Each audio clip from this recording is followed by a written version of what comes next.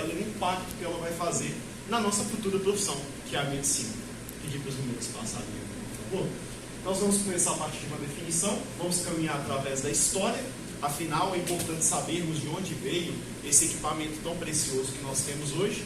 A aplicabilidade na prática médica e também na educação médica que nós estamos presenciando hoje. Dilemas éticos relacionados, afinal, a IA possui seus dilemas éticos. Nós vamos discutir um pouco mais sobre isso. E o futuro da medicina com as IAs, que justamente aqui nós vamos concluir o nosso trabalho. Dica passar. Primeiramente, eu sei que muitos de vocês sabem o que é IA, mas a inteligência artificial ela tem um contexto e ela tem um conceito muito claro. Inteligência artificial é toda aquela tecnologia, é toda aquela máquina que executa uma função parecida com a de humano, mas com muito mais rapidez e com muito mais precisão. Nós temos aqui que Kurzweil, que é principalmente um técnico e foi muito importante para o estudo da ciência de computadores na década de 90, ele definiu como a arte de criar máquinas que executem funções que exigem inteligência quando executadas por pessoas. Ou seja, é basicamente um substituto humano feito artificialmente. E isso é importante demais para nós entendermos o contexto de hoje em dia. A IA na medicina, onde ela se aplica? Ela se aplica em dois campos. O primeiro é o virtual, onde nós temos os prontuários e direcionamento para o tratamento relacionado, e nós vamos explicar mais sobre isso. E nós temos um foco físico, onde nós temos robôs e principalmente próteses inteligentes em pacientes, que podem ser visualizadas no nosso dia a dia. Bom, como surgiu a IA? A inteligência artificial, ela surgiu, assim como toda tecnologia que nós temos moderna, surgiu da guerra. A Segunda Guerra Mundial trouxe os computadores para nós, através de um cientista chamado Alan Turing, era um cientista inglês. Ele trabalhou o primeiro computador que decodificava os códigos nazistas na guerra. E isso foi muito importante até para o triunfo dos aliados em cima da Alemanha nazista. Bom, primeiramente as primeiras IAs foram criadas ali. O primeiro computador, um computador que emulava xadrez, foi o primeiro que conseguiu emular, mas ainda era muito robusto, ainda era muito imprático para nós hoje em dia. Mas isso muda na década de 60. A primeira IA da medicina foi criada e ela chamava Elisa. Elisa era uma IA que fazia a psicoterapia com o paciente. Era basicamente uma IA num computador em que você digitava para ela, ela te perguntava como está o seu dia hoje. E aí ela respondia para você, e você respondia para a IA e ela te respondia de volta. Era uma tecnologia parcialmente boa, porque ela tinha algumas limitações, não era qualquer tipo de pergunta que você poderia fazer para ela, mas que foi a primeira IA que a ciência considera que foi feita exclusivamente para a medicina. Na década de 70, nós avançamos muito. O MISIM, que é utilizado ainda hoje, que foi aprimorado pela empresa que o construiu, é capaz de uma análise de sangue e nós utilizamos isso até hoje. Todos os nossos exames laboratoriais, antes de passarem para o técnico, passam por alguma máquina. E o MISIM era essa máquina. Ele analisava o sangue, ele analisava tecido, ele é capaz de fazer análise de biópsias também. Então o MISIM foi muito importante, principalmente, porque ele correlacionava o sangue do paciente a uma prescrição. Se o sangue do paciente fosse identificado uma bactéria, o MISIM prescrevia exatamente o antibiótico para combater aquela bactéria. E isso já na década de 70. Ou seja, isso ainda vem progredindo mais e mais hoje em dia e nós temos tecnologia melhor ainda nos dias atuais. Na década de 90, mudou tudo. Nós temos os exames de imagem participando da IA. O IBM possui um banco de dados imenso de imagens e um banco de dados imenso de diagnóstico. Muitas imagens, e isso é importante para que nós possamos compreender a IA. A IA é assim como nós, uma máquina de aprendizado. Para a IA funcionar, nós precisamos alimentá-la de informação. E o IBM foi o primeiro que foi alimentado com um campo de informações muito grande, capaz de fazer diagnósticos. E nós vamos abordar isso um pouco mais. Nós estamos vivendo agora, a partir de 2010 a 2023, uma era das IAs. Nós temos várias, e nós vamos citar alguns exemplos aqui. Mas é porque a tecnologia se tornou tão atual e tão moderna que nós vivenciamos ela hoje no nosso dia a dia. Pedi para vocês passarem. Quando a gente fala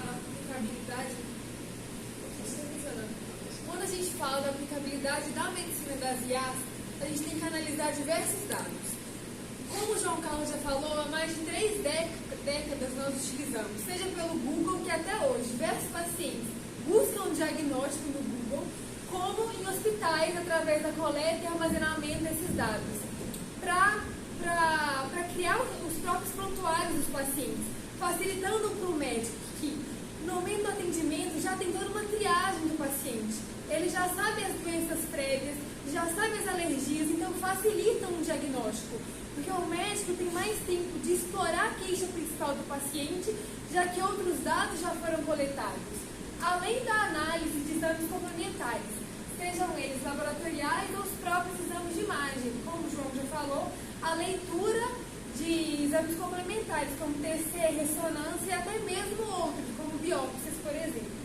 Além de auxiliar muito no direcionamento diagnóstico, porque através desses bancos de dados a gente consegue jogar assim, né, os sintomas e os sinais e sintomas do paciente e fazer uma triagem com possíveis hipóteses diagnósticas, também desenvolvendo um plano terapêutico individualizado para cada paciente. Por quê? A gente não pega só a doença e lê qual é o tratamento com a abordagem terapêutica, não. A gente pega o paciente, as comorbidades do paciente, os sinais clínicos do paciente, qual medicamento se encaixaria melhor para aquele tratamento. Pode passar. E quando a gente fala das áreas que mais utilizam, a gente tem como especialidade principal a oncologia. Por quê? A necessidade é uma especialidade que necessita de um diagnóstico, de um exame complementar. Não é um diagnóstico essencialmente clínico. Então é essencial a análise e coleta de outros exames complementares, sejam eles laboratoriais, como os próprios exames de imagem e a biópsia especificamente, né?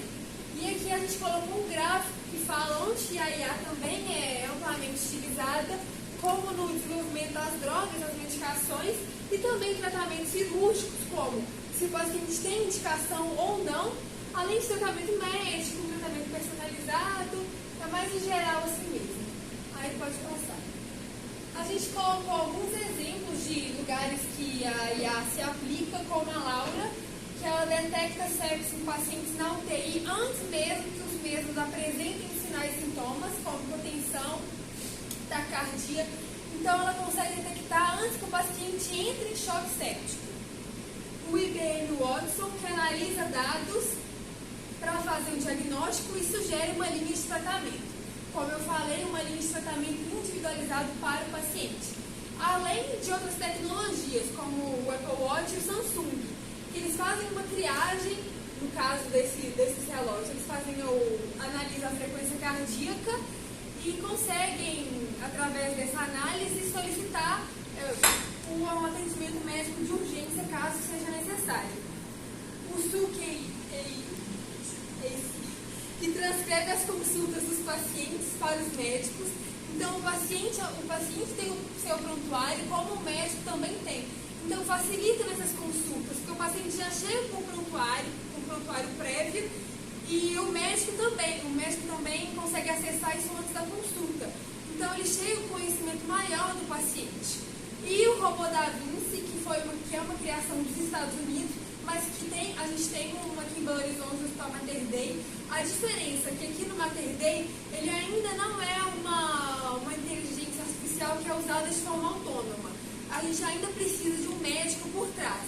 Mas, em 2022, nos Estados Unidos, a gente já conseguiu essa forma autônoma através da laparoscopia em pontos. É importante ressaltar, gente, que nesses casos todos, a IA não trabalha sozinha. A IA ela é um apetrecho que nós usamos para o auxílio principal de médicos, como a Cristal falou. Pedi para vocês passarem, meninos. Isso aqui é um vídeo muito interessante que nós pegamos, que é de uma universidade americana, que fala sobre as IAs. E é muito legal porque mostra o processo inteiro, desde a pesquisa até o paciente chegando ao pronto atendimento. Nós temos um paciente que está com cefaleia, ele relata para a inteligência artificial o que ele está sentindo, a inteligência artificial prescreve os sintomas e encaminha ele ao médico, ou seja, ela não dá a medicação, ela encaminha você ao especialista. O especialista e o paciente já estão com os dados da inteligência artificial, mais a anamnese que será feita, ele é direcionado ao exame de imagem, visto que ele estava com cefaleia, realiza a TC. A TC feita, a inteligência artificial, como ela é alimentada por dados, vai comparar os dados, ou seja, ela é analisada seccionalmente, ele acha a alteração, indica essa alteração ao médico ao final da consulta, e esse médico vai poder fazer o diagnóstico e vai poder tratá-lo. A IA está presente em todas as etapas da consulta médica, e isso é muito importante, isso é de uma relevância imensa para nós hoje em dia. A base de dados ela é alimentada constantemente. A cada consulta minha ou sua, em algum momento da medicina, se a IA estiver presente, vai alimentar mais um banco de dados e mais pessoas vão ser beneficiadas desses dados também. Pedir para vocês passarem, isso está ótimo. Na educação, a gente tem um dado bem gritante, assim, porque mais de 70% dos estudantes de medicina utilizam ou já utilizaram de alguma forma a inteligência artificial. Aqui na faculdade, inclusive, a gente é estimulado a utilizar. E aí o João Carlos mais pra frente vai falar do custo-benefício disso, assim, na balança mesmo. Mas enfim, voltando para a parte de aplicabilidade. Ela auxilia nós estudantes na criação de artigos e trabalhos acadêmicos, seja no dia a dia ou para a construção de algum congresso, por exemplo. Por quê? Ela auxilia na nossa busca de referências e informações relevantes. Então ela consegue direcionar o nosso estudo e a nossa busca. Isso facilita, porque a gente consegue administrar melhor o nosso tempo.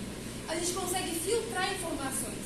Se a gente pega um livro para estudar, antes a gente tem que procurar o livro, pegar a parte do livro. A IA não, a IA ela direciona a gente. É bem mais específico, né? Além do que, não só os estudantes utilizam, como também os professores. Seja na criação de slides, que já é uma forma mais antiga, mas também na criação de trabalhos acadêmicos, até mesmo no estudo. Por quê? A gente em sala de aula, a gente tem alguma dúvida, pergunta ao professor, muitas vezes eles não vão buscar no livro, eles pegam o telefone e fazem um acesso rápido. Então, assim, é uma coisa muito prática, é uma coisa que é amplamente utilizada, né? E aí, quando a gente fala também de nós estudantes, a gente não pode esquecer do ambulatório, porque a gente muitas vezes é jogado num ambulatório com uma nova especialidade. Então, assim, a gente muitas vezes chega sem ter uma noção básica, né, gente, do que a gente está fazendo ali. E aí, a gente chega o paciente, sinais e sintomas, é uma coisa diferente, assim, a gente não está acostumado com toda a clínica de todo paciente. Então, a gente consegue acessar de forma rápida e direcionada para nos dar um direcionamento, qual a possível hipótese diagnóstica, qual a melhor conduta terapêutica. E justamente assim, quando a gente fala de abordagem terapêutica, a gente consegue acessar posologia, mecanismo de ação, qual a melhor indicação, contraindicação, benefícios de cada medicação. Então é amplamente utilizado, com diversos benefícios, né? Pode passar. Alguns exemplos da IA na educação, a gente tem agora que é novo, né, João? Bem novo, recentemente. Foi feito em 2023, na verdade. 2023. A gente tem o Dr. Wise, que é o ChatGPT versão para profissionais médicos com fontes confiáveis. Diferente do ChatGPT, ele oferece referência. Então, a gente consegue ter acesso a qual referência foi utilizada para responder as perguntas, né? Então, é mais técnico, a gente consegue ter umas informações mais ricas. A gente também tem o CIT né? que analisa e oferta artigos acadêmicos. Então, quando a gente está fazendo alguma pesquisa, a gente joga nesse site, tem acesso a diversos artigos científicos de base, com bons estudos, enfim. Tem o Bard, que responde perguntas de forma direcionada e curta. A gente tem o Whitebook, que é amplamente utilizado. Ele é pago, mas a gente tem uma confiabilidade maior, porque ele busca em referências como PubMed, Dr. Wise, além de livros e artigos acadêmicos bem confiáveis. Ele direciona o diagnóstico, ele faz o fluxograma de sintomas, o médico consegue prescrever através desse aplicativo. Então, assim, realmente é muito bom. E o destaque de todos eles realmente é o ChatGPT, que responde perguntas de forma rápida e direcionada, ele consegue gerar gráficos, ele consegue escrever artigo acadêmico, enfim. Ele faz um pouco de tudo. né, João? E aí fica a pergunta, qual que é o custo-benefício disso? O quanto a gente realmente está ganhando tendo acesso a essas informações de forma rápida e prática? Isso realmente facilita agora, mas e a longo prazo? Pode passar. Aqui nós temos o exemplo do notebook, a gente jogou aqui na parte de infecto, pegou essa parte de dengue. Realmente, quem fez o vídeo, no caso fui eu, estava vendo. Então, mais lento. E aqui a gente tem fluxograma para direcionar qual é o melhor tratamento. Então, a gente pega o paciente, vê sinais e sintomas, vê se tem algum sinal de alarme e direciona, classifica ele em grupos. O próprio aplicativo faz isso. Classifica em grupos, vê a necessidade ou não de encaminhamento médico, se ele tem que buscar outro serviço assistencial. E aí a gente consegue, classifica em grupos, grupo A, grupo B, grupo C, grupo D, e se tem qual encaminhamento, qual o melhor tratamento, qual o risco aquele paciente está no momento, né? E a gente também tem, pode colocar isso aqui agora. Volta e... Isso. O Dr. Wise, que inclusive o João Carlos é o assinante, o Dr. João Carlos. Gente, tutoria é ótimo, sério. Quem usa não larga a mão. Enfim, a gente tem que pegar todas as informações de uma forma bem completa, né? Qual o diagnóstico, qual o tratamento. Enfim, igual eu falei, ele consegue dar referência, uma habilidade que o ChatGPT, por exemplo, não oferece. Pode passar. Bom, a gente viu tanto benefício, a gente viu tanta coisa que a IA pode nos dar, mas existem alguns problemas com isso e são os dilemas éticos da IA. Primeiramente, nós temos uma eficiência e uma rapidez muito grande envolvidas na IA. A gente digita alguma coisa e pesquisa na hora e vem pra gente. A gente tem uma menor carga de trabalho associada. E isso é muito lógico. Se vocês pensarem, quanto menos tempo a gente investe em um paciente que tem uma queixa não tão aguda, mais tempo nós teremos para investir tempo em pacientes com queixas mais agudas. A questão dessa menor carga de trabalho é: o médico vai ter muito mais tempo para focar em casos mais difíceis. As coisas menores que a gente considera, principalmente na classificação de risco de Manchester que a Isabela falou, serão mais avaliadas se o paciente precisar do médico urgentemente. Nós temos também o rentável financeiramente. Gente, o custo da IA é muito baixo. É um programa que, se o hospital assinar, ele vai ser beneficiado muito e muito mais. Vamos pensar comigo. Quantos profissionais de biomedicina serão necessários para uma análise laboratorial, sendo que você tem uma máquina que analisa o seu sangue na hora e não precisa de funcionários para fazer isso? E isso é até um dilema ético que entra aqui. A perda de empregos é muito grande. Então, como que nós vamos considerar a IA? Como um benefício ou como algo que está aí para dificultar a vida das pessoas? Isso é muito tênue. A linha é muito difícil de ser cruzada. Nós temos também a monitorização de pacientes, como a Cristal falou, como uma coisa muito boa. Mas quantos profissionais vão ser demitidos para monitorizar esse paciente? Se a gente tem uma máquina que monitoriza 50 leitos, quantos profissionais poderiam estar monitorizando esses 50 leitos no hospital? Seria muito menor e o corte de gastos seria muito grande. Mas nós temos também alguns problemas relacionados com a IA. Existe, e gente, principalmente nossos professores sempre falam, medicina é preciso tocar no paciente. É necessário fazer um exame físico de qualidade, coisa que a IA não consegue fazer bem. A gente não tem o mesmo toque de um ser humano com o mesmo toque de um robô. Isso é a maior verdade que existe. Nós, como profissionais, precisamos tocar no nosso paciente, é uma coisa que a IA não faz. E o uso indiscriminado, gente, a gente vê efeitos disso até hoje. A gente se torna muito mais preguiçoso utilizando IA. É muito fácil. Se você tem algo que te dá o recurso na hora, você não precisa pesquisar, você não precisa investir tempo, você não precisa estudar aquilo profundamente, igual nós estamos fazendo aqui hoje. Se nós tivéssemos a IA, nós simplesmente digitaríamos, me dê um slide com IA. Inclusive, isso não foi feito com IA, juro pra vocês. Mas, gente, é incrível. E a longo prazo, como vai ser isso? Nós, estudantes, como vão ser a nossa classe se nós utilizarmos indiscriminadamente a IA? provavelmente não seremos profissionais tão competentes igual as pessoas que antigamente não utilizavam esse método. Não, como vai ser o mercado de trabalho que a gente vai chegar? Exatamente. Porque a gente tem que se adaptar à IA, mas de que forma, de que maneira? Essa é a questão. Porque não tem como viver sem a inteligência artificial hoje em dia. Mas assim, onde a gente se aplica? Como nós vamos nos adaptar a ela, né, João? Exatamente. E como a Cristal falou, já é uma coisa intrínseca nossa. Todo lugar tem, não tem como identificar sem. Pode passar, por favor. Bom, chegamos à conclusão inevitável do nosso trabalho. O futuro da medicina, como será com a IA? Primeiramente, gente, é um dado muito incrível.